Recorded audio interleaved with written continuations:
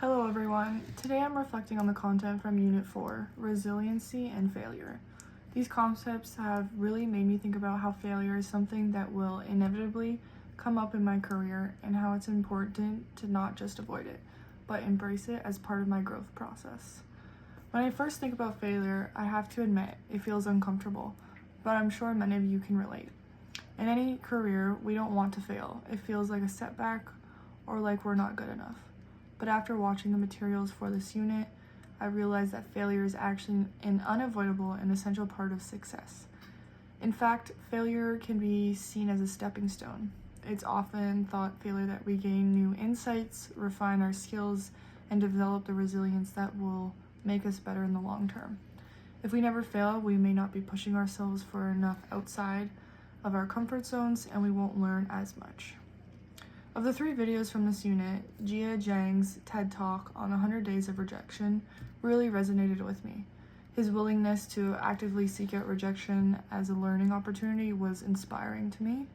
And at first, the idea of intentionally putting yourself in situations where you're likely to fail sounds counterproductive.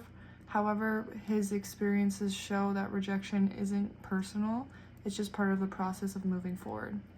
His approach of reframing rejection as feedback rather than a failure really made me think about how I can shift my mindset. Instead of seeing rejection as a sign of inadequacy, I now realize it's an opportunity to learn, adjust, and try again, which can ultimately help me develop more resilience throughout my career. I'm definitely going to try a few strategies to build resiliency as I move forward in my career. Firstly, I want to start reframing my thinking, especially after mistakes. Instead of telling myself I failed at this or I'm not good enough, I plan to shift that internal narrative to something more constructive, like I didn't succeed this time, but I can use this as an opportunity to grow. This ties into the importance of practicing self-compassion as discussed in the unit, and it's crucial to be kind to yourself when things go wrong. If I can treat myself with the same kindness I would show to a friend who's struggling, I think it'll be more likely to bounce back. Another strategy that I want to try is actively seeking feedback, especially in situations where I know I might not have done my best. For example, if I make a mistake at work, instead of avoiding it, I want to ask for constructive criticism or feedback.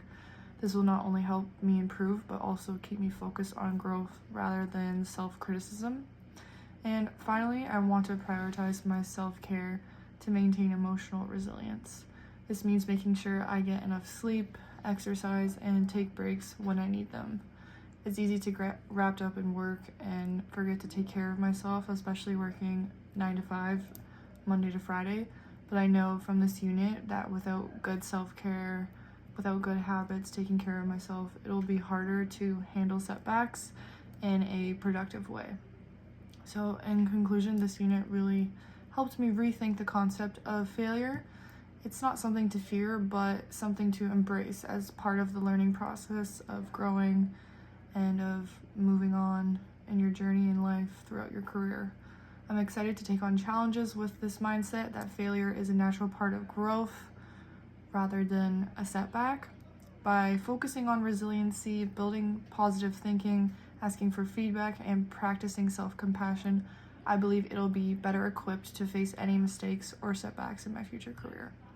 As hard as it may be, I think embracing failure will make me stronger and more adaptable in the long run.